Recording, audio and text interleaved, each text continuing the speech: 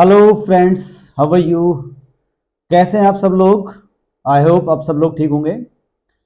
आज हम इस वीडियो में ये डिस्कस करने की कोशिश करेंगे कि स्टॉक कैश में या स्टॉक फ्यूचर के अंदर या स्टॉक ऑप्शंस के अंदर जो लोग इन्वॉल्व हैं अपार्ट फ्रॉम इंडाइसेस, क्योंकि इंडाइसेस के अंदर बहुत ज़्यादा वॉलेटिलिटी होती है।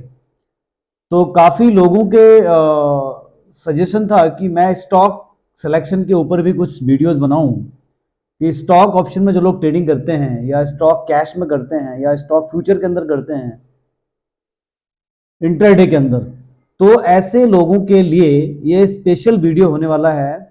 प्लीज़ लाइक करें अगर आपको पसंद आए, कमेंट करें अगर आपको कोई सजेशन देना है या आपको कुछ और इससे अलावा कोई डिफरेंट काइंड ऑफ वीडियोज आपको चाहिए स्टॉक को लेकर के, तो प्लीज़ ज़रूर बताएं। तो अगर आप लोग लाइक करेंगे तो मैं आगे भी आप लोगों को ऐसे ही मोटिवेट होकर के फर्दर वीडियोस बनाता रहूंगा, जिससे कि आपकी नॉलेज बढ़ेगी। दोस्तों, स्टॉक्स के अंदर सबसे पहले तो क्या होता है कि स्टॉक्स बहुत सारे होते हैं। एनएससी के अंदर, बीएससी के अंदर बहुत सारी लिस्टेड कंपनियां हैं, थाउजेंड्स ऑफ लिस्टेड कंपनियां हैं। ठीक है, तो ये बड़ा चैलेंजिंग रहता है कि हम कौन से स्टॉक्स में काम करें। सबसे पहले मैं टू द पॉइंट बात करूंगा, बहुत लंबा हम इसको नहीं खींचेंगे। सबसे पहले हमें क्या देखना है, ऐसा स्टॉक्स जो निफ्टी 50 या निफ्टी 100 के अंडर आता हो, यानी कि एटलीस्ट वो स्टॉक्स जो है वो एफ एंडो के अंदर हो या पहले एफ एंडो में रहा हो और बाद में बाहर चला गया हो, तो उस साइकिल के अंदर हो, यानी कि मोटा मोटी 50 से 100 शेयर के बीच में वो लिस्टेड हो, वो इसके अंदर में आता हो। ठीक है, वॉलेटाइल काउंटर हो, ऐसा ना हो कि बहुत ज्यादा लेमैन काउंटर है, चल नहीं रहा है, बहुत ज्यादा मूवमेंट कम आती है। जैसे मैं डावर की बात करूं, एचयूएल की बात करूं, मूवमेंट कम रहती है ना। तो ऐसे काउंटर को नहीं पकड़ना है। हाईली वॉलेटाइल काउंटर हो जहां पर मोमेंटम रहे, लार्ज कैप स्टॉक्स हो, फ्रंट लाइन हो, जिससे कि आपका जल्दी टारगेट आ जाए, 1 से 2%, 3% की मूवमेंट अमूमन ऐसे काउंटर के आ जाए, ऐसे काउंटर को आपने पकड़ना है, नंबर 1। ठीक है, नंबर 2, हमने ये देखना है कि काउंटर जो है वो लिक्विड हो। इलिक्विड काउंटर से बचें, यानी कि अगर आप इंट्राडे ट्रेडर हैं और स्टॉक्स, फ्यूचर, स्टॉक ऑप्शंस या कैश में काम कर रहे हैं, तो कोशिश करें कि आप इलिक्विड स्टॉक से बचें। इलिक्विड का मतलब हो गया ऐसे काउंटर जिनमें वॉल्यूम कम होता है, जिनमें बाइंग सेलिंग के बीच में डिफरेंस ज्यादा होता है, यानी कि बायर और सेलर के बीच का ही डिफरेंस ज्यादा होता है, तो ऐसे काउंटर से बचना है। ठीक है, ऐसे काउंटर ढूंढने हैं, जैसे रिलायंस इंडस्ट्री हो गया, बजाज फाइनेंस हो गया, ऐसे काउंटर पकड़ने हैं आपको जहां पर लिक्विडिटी हो। ठीक है, लिक्विडिटी ज्यादा हो, बाइंग सेलिंग के बीच में डिफरेंस बिल्कुल टाइट हो, और फ्यूचर के अंदर लिस्टेड हो। ऐसे काउंटर को, उसका कारण यह है कि छोटे सर्किट होगा उसका। ठीक है, ऐसा स्टॉक नहीं लेना जहां पर कंटिन्यूस अपर सर्किट लग रहा हो या कंटिन्यूस लोअर सर्किट लग रहा हो, तो आप ट्रैप हो सकते हैं।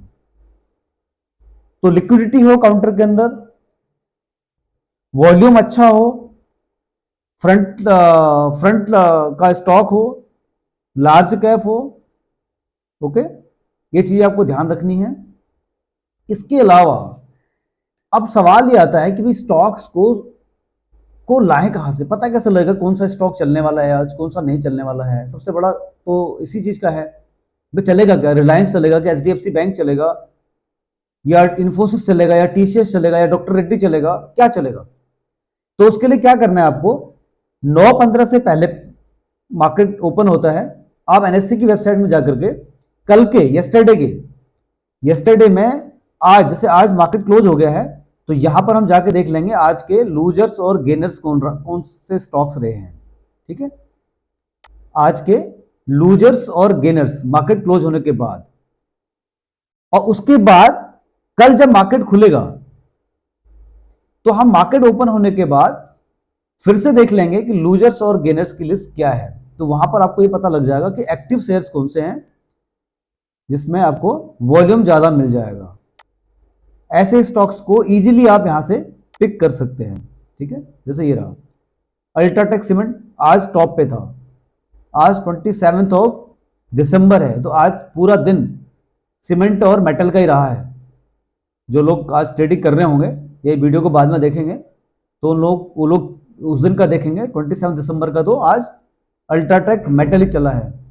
उसके अलावा अगर हम डिस्कस करें ऑयल एंड गैस की, तो ऑयल एंड गैस आज वीक था। तो आज ऑयल एंड गैस पूरा वीक रहा। ऐसे केस में हमको शॉर्ट साइड अगर चलना है तो हम ओएनजीसी को शॉर्ट कैंडिडेट बना सकते हैं, या अदानी ईएनटी को हम शॉर्ट कैंडिडेट बना सकते हैं, ब्रिटानिया को शॉर्ट कैंडिडेट बना सकते हैं इस चार्ट के अकॉर्डिंग। अब ये को हमको कल खोल के देखना है, कल जब मार्केट ओपन हो जाएगा वहां से हमको क्या पिक करना है। अल्ट्राटेक सीमेंट एफ&ओ का काउंटर है, ओएनजीसी एफ&ओ का काउंटर है, ठीक है, हिंडाल्को एफ&ओ काउंटर है, बजाज सारे एफ&ओ काउंटर है। मोस्ट एक्टिव शेयर्स अगर हम जाते हैं एचडीएफसी बैंक, बैंकिंग तो आज रहा ही टॉप पे था, और आईसीआईसीआई बैंक टॉप पे रहा है, टाटा स्टील टॉप पे रहा है, एसबीआई टॉप पे रहा है। तो बेसिकली हमको क्या करना है, जो मोस्ट एक्टिव शेयर्स होते हैं, जो बाजार को मूव करते हैं, जो बाजार को चलाते हैं, ऐसे काउंटर्स को हमने पकड़ लेना है। ऐसे काउंटर्स में बैंकिंग आता है जो बाजार को मूव करता है, आईटी सेक्टर आ जाएगा, और अपना रिलायंस हो गया, और ये जो काउंटर्स हैं इनको आपने पकड़ लेने हैं। टॉप 5 काउंटर्स जो होंगे वो आपको पकड़ लेने हैं, जो बाजार को मूव करते हैं, बाजार को चलाते हैं, ऐसे काउंटर्स को आपने पकड़ लेना है। ठीक है, इन्फोसिस, टीसीएस, ये सारे सर आपको पकड़ लेने हैं। उसके बाद इनमें से जो आपका फेवरेट काउंटर है उसे आप पकड़ लो। जैसे मान लीजिए आपने रिलायंस पकड़ लिया, या एचडीएफसी बैंक पकड़ लिया। एचडीएफसी बैंक का देख लेते हैं, एक्सिस बैंक पकड़ लिया। फिलहाल मैंने रिलायंस का ये चार्ट लगाया हुआ है, इसमें मैं भी डिस्कस करूंगा आपको। ये रिलायंस इंडस्ट्री का भी मैंने चार्ट लगाया हुआ है। इसमें आपने क्या करना है, ये इंडिकेटर्स आपने लगा लेने हैं। आपका जो फेवरेट काउंटर है उसे उठाया और इंडिकेटर लगा लिए स्टॉक को का ट्रेड फाइंड करने के लिए। ठीक है, यहां पर आपने लगाया। आपने क्या देखना है, आपने पिवट पॉइंट लगाया, आपने स्टॉकिस्टिक आरएसआई लगाया, आपने वीवैप लगाया। ओके, ये 3 इंडिकेटर्स आपने लगाए। आपने अपना स्टॉक सेलेक्ट कर लिया, चाहे वो रिलायंस हो, चाहे वो टीसीएस हो, चाहे वो हिंडाल्को हो, बजाज फाइनेंस हो, जल्दी मूव करने वाले काउंटर में से आपने एक काउंटर लगा लिया। ओके, उसके बाद आपने देखा वीवैप की लाइन, ये जो वीवैप की लाइन दिख रही है आपको, थोड़ा सा आपको इससे क्या होगा, एक आइडिया लग जाएगा कि वीवैप की लाइन से प्राइस ऊपर है यहां पर। ठीक है, ये देखिए प्राइस ऊपर चल रहा है वीवैप की लाइन से, तो आपने सोचना है कि मैं बाय करूंगा। यहीं पर अगर ये लाइन जो है ब्लू लाइन रेड लाइन को क्रॉस करते ऊपर को जा रही है, तो आपने यहां समझना है कि मैं बाय करूंगा। ठीक है, और पिवट पॉइंट, पिवट पॉइंट जो है वो R1 की तरफ जा रहा है, ये R1 है। ठीक है, R1 की तरफ जा रहा है। इसका ब्रीफ वीडियोस मैंने बनाए हुए हैं और यूट्यूब चैनल में अगर देखेंगे तो वहां मिल जाएंगे आपको। पिवट पॉइंट का मैंने सेपरेट एक वीडियो बनाया हुआ है जो आपको पूरी डिटेल दे देगा। तो R1 की तरफ अगर प्राइस जा रहा है, प्राइस की मूवमेंट, यहां से प्राइस गया, ये लाइन है, इससे प्राइस ऊपर को जा रहा है, इससे ऊपर प्राइस खुला। ठीक है, प्राइस ऊपर खुला, पिवट पॉइंट से प्राइस ऊपर खुला, R1 की तरफ जा रहा है। ठीक है, तो ये सारे सिग्नल दिखा रहा है कि यहां पर रिलायंस इंडस्ट्री बाय में है। टाइम क्या है, ये मैं टाइम की बात करूं तो 27 तारीख को 10:50, 27 दिसंबर को 10:50 पे ये चार्ट दिखाया बाइंग का। अब सवाल आता है सेलिंग का, कि सेलिंग कहां पर करें। ये देखिए, ये सेलिंग का है, इसमें शूटिंग स्टार है, इन्वर्टेड हैम्बर है, ये सब चीजें तो मैंने बताई हुई हैं बहुत बार। अभी बता देता हूँ कि कहीं पर अगर शूटिंग स्टार दिख रहा है तो आप बाइंग कर लेंगे, सेलिंग कर देंगे, और इन्वर्टेड हैम्बर दिख रहा है तो बाइंग कर लेंगे। फिलहाल अभी हम यहाँ बात करेंगे इन 3 कैंडल के ऊपर, इंडिकेटर्स के ऊपर, पिवट पॉइंट, स्टोकेस्टिक आरएसआई और वीवैप। यहाँ अगर आप देखेंगे ये जो वीवैप की लाइन है इससे नीचे प्राइस आ गया है, यहाँ देखिए आ गया प्राइस इससे नीचे। ध्यान से सुने, जिन लोगों ने इसको नोट नहीं किया है वो लोग प्लीज पेन ले लें, कॉपी ले लें और इसको नोट करें। वी वेब की लाइन से प्राइस अगर नीचे आता है तो हमें सोचना पड़ेगा कि हम अब शॉर्ट कर सकते हैं। पहले यहां पर एक लाइन आई, यहां पर शूटिंग स्टार आया, बेसिकली शूटिंग स्टार के बाद दूसरी कैंडल बनी, इंडिकेटर दिया सेलिंग का, पहला, दूसरा, तीसरा, तीसरे कैंडल पर और शूटिंग स्टार ने दे दिया और वी वेब की लाइन प्राइस के नीचे आ गई है यहां पर, ठीक है, इस जगह पर नीचे आ गई है। अब क्या करना है आपने, यहां पर सोचना है सेल के लिए। उसके बाद आपके पास कितने काउंटर हैं, कितने इंडिकेटर है, 3 इंडिकेटर है, तीनों को देखना है। R1 से प्राइस नीचे आ गया है, ये देखिए R1 की लाइन है, इससे प्राइस नीचे को आ रहा है, ठीक है, यहां नीचे आ गया प्राइस, ये R1 है। उसके बाद आपने देखना है स्टॉकेस्टिक आरएसआई। स्टॉकेस्टिक आरएसआई क्या बोल रहा है, यहां लाइन जो है अभी है ऊपर ही बट बहुत ज्यादा क्लोज होते जा रही है, बहुत क्लोज होते जा रही है, ठीक है, यहां हिंट दे रही है वो कि एक बार मैं गिर सकता हूं, यानी कि तीनों में से 2 ने हिंट दे दिया बेचना है, तो आपको स्ट्रॉन्ग कंफर्मेशन आ गई। आप एक रिस्क यहां ले सकते हैं, बेच के स्टॉक को बेच के शॉर्ट करके यहां ले सकते हैं। यहां बेचेंगे तो आप नीचे आपको प्राइस अच्छा खासा मिल जाएगा, ठीक है। फिर यहां अगर आप देखेंगे तो प्राइस यहां इसने हिंट दे दिया, देखो यहां पर हिंट दे दिया, कितने बजे, इस लाइन पे दे दिया हिंट इसने, यहां दे दिया 2:30 के आसपास इसने बोल दिया बेचने के लिए। तो फिलहाल यहां पर आपका एक अच्छा खासा डाउन ट्रेंड मिल गया, ठीक है। ये तो हो गया स्टॉक को जब आपने सेलेक्ट कर लिया, सेलेक्ट करने के बाद आपने इंडिकेटर लगा लिया, उस इंडिकेटर से आपको ट्रेड फाइंड करना है। तो ये ट्रेड फाइंड करने का तरीका एक आपको पता लग गया कि कैसे ट्रेड को फाइंड करना है, ठीक है। इसके अलावा और भी सारी चीजें हैं जो स्टॉक ट्रेडिंग करने के लिए हमको यूज करनी है। एक सबसे बेहतरीन तरीका जो है वो कॉमन तरीका है, वो मैं बता देता हूं आपको। जैसे मान लीजिए मैंने HDFC बैंक कैश में लगाया, ठीक है, कैश में लगाया, उसका चार्ट देखा। अगर कल की क्लोजिंग से, बहुत सिंपल है, आपका फेवरेट काउंटर है कोई सा भी है, लार्ज कैप स्टॉक है, फ्रंट लाइन काउंटर है और आपका फेवरेट रहा है, चाहे वो HDFC हो, चाहे इन्फोसिस हो, चाहे वो रिलायंस रहा हो, बजाज फाइनेंस रहा हो या LTMI रहा हो, ऐसे काउंटर जो बहुत स्विंग करते हैं बाजार के साथ, जो बाजार को मूव करते हैं, यानी बाजार के चलने के साथ साथ खुद भी चलते हैं, ऐसे काउंटर में आपने देखा कल की क्लोजिंग से प्राइस आज ऊपर चल रहा है, नोट कर लेना, कल की क्लोजिंग हुई और प्राइस आज ऊपर आ गया, तो आपको सोचना है बाइंग करने के लिए।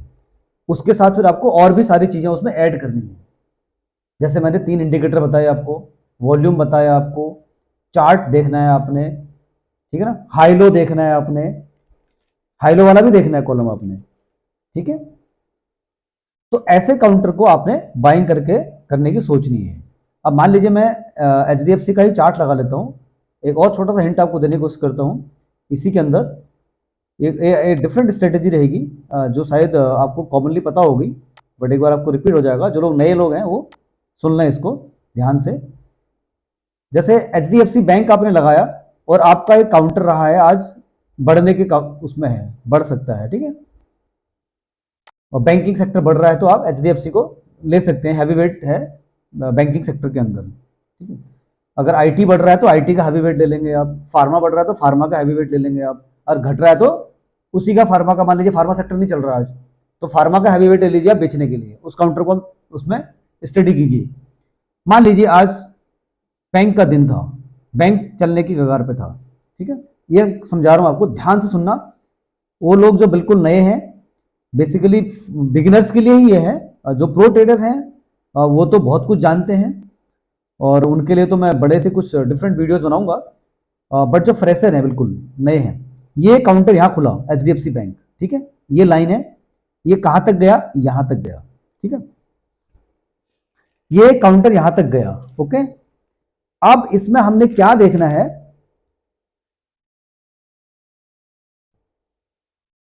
Opening range breakout.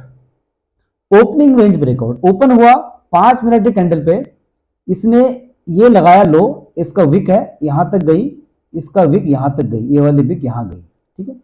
Opening range breakout बोलेंगे इसको, ध्यान से सुनना सभी लोग, बहुत ही परफेक्ट एक्यूरेसी आएगी अगर आप स्टॉक्स में काम करते हैं इंट्राडे में, चाहे वो कैश का काउंटर हो, चाहे फ्यूचर का काउंटर हो, चाहे ऑप्शन काउंटर हो। ऑप्शन में कैसे कन्वर्ट करना है फिर आपको बताऊंगा मैं। फिलहाल वो लोग जो कैश के अंदर काम करते हैं, मान लीजिए एचडीएफसी बैंक आपको कैश में लेना है 50 शेयर, 100 शेयर, ठीक है, तो आपने क्या करना है, रेंज ब्रेकआउट, ये पहले 5 मिनट की कैंडल, इसकी रेंज है यहां तक की, इस रेंज ने ब्रेक किया, पहला कैंडल ये है, दूसरी कैंडल, तीसरी कैंडल, चौथी कैंडल, पांचवी कैंडल, छठी कैंडल, छठी कैंडल ने इसका रेंज को ब्रेक कर दिया। जैसे यहां ब्रेक हुआ ना, आप सोच सकते हैं कि मैं यहां बाइंग करूंगा। ये आज का चार्ट है 27 दिसंबर। ध्यान से सुनना, जो लोग इस वीडियो को 1 साल बाद देखेंगे, 6 महीने बाद देखेंगे, उन लोगों के लिए ही है, ठीक है। एचडीएफसी बैंक आज ओपन हुआ 5 मिनट के चार्ट पे 1680 रुपए में, छठे कैंडल पे यहां ब्रेक दिया 1686, ये हाई काट दिया यहां पर, ठीक है, यहां हाई काटा, यहां पर आपने बाय करना है। देखिए कितना बड़ा पॉइंट मिला आपको, देख रहे हैं आप, रेंज ब्रेकआउट, चलते बाजार में, बाजार का ट्रेंड भी देखना है आपने, ऐसा ना हो ना कि बाजार का ट्रेंड ही नहीं देख रहे आप लोग, बाजार को भी देखना है कि चल क्या रहा है बाजार के अंदर, सारा ओवरऑल समझना पड़ेगा। तो यहां पर रेंज ब्रेकआउट स्ट्रेटेजी से आप अच्छा खासा ट्रेड ले सकते हैं, ठीक है। ये रेंज ब्रेकआउट कब तक हो जाएगा, 9:15 से लेकर के, बाजार 9:15 से लेकर के 9:15 से लेकर के मोटा मोटी 10 बजे, 10:30 तक ये चीज हो जाएगी आपकी। आप टाइम देख लो, 9:15 पे बाजार खुला, छठा कैंडल कहां दिया, कितने बजे दे दिया, 9:40, 9:40 पे ही दे दिया इसने, देखिए इतने बजे ही, इतने मोमेंट में दे दिया इसने रेंज ब्रेकआउट। रेंज ब्रेकआउट ऊपर का है और रेंज ब्रेकआउट नीचे का भी हो सकता है, जैसे आज ओएनजीसी डाउन था, एक बार ओएनजीसी में देख लेते हैं, ओएनजीसी में क्या रहा, ठीक है, ओएनजीसी समझ लेते हैं, ओएनजीसी आज डाउन था, इसका चार्ट देख लेते हैं ओएनजीसी का, ठीक है। ओएनजीसी ने क्या बताया range breakout point of view से, मैं आपको समझाने की कोशिश कर रहा हूं। 9:15 पे बाजार खुला, ठीक है, ये बाजार खुला 9:15 पे, ध्यान से सुनना सभी लोग, 9:15 बाजार खुला, ये देखिए, ठीक है। इसके बाद इसने हाई लगाया ये वाला, ठीक है, हाई लगाया,